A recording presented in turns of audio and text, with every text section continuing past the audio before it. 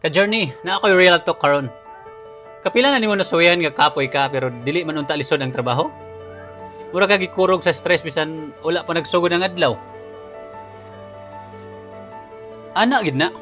Kung nag-work hard ka para sa butang nga wala kay paki, automatic stress ang abot. Pero kung para sa imong love, imong passion, imong purpose, hala ka journey, lahi kayo.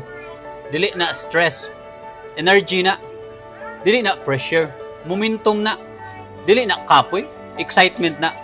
Kanya kani reverse psychology ta ha. Kung gusto nimo pabilin nga stress, sige, padayon trabaho para sa butang nga dili nimo gusto. Pero ayaw reklamo ha. Pero kung ganahan ka malipay, mutaas imong confidence, og mo-bloom ka bisan busy ka, ala, pagpili sa butang nga giganahan gyud ka. Kay maunang uban tawo blooming dili tungod sa skin care, tungod sa purpose care. So ayo sige ingon kapoy lagi. Bisag dili kapoy imong lawas. Kapoy ra imong kalag sa dili niya gusto buhaton. Now ka journey. Pangutana ko para nimo. Unsay usa ka butang karon nga kung imong sugdan makapil kag passion kaysa stress? If nakarelate ka ni, comment passion mode on.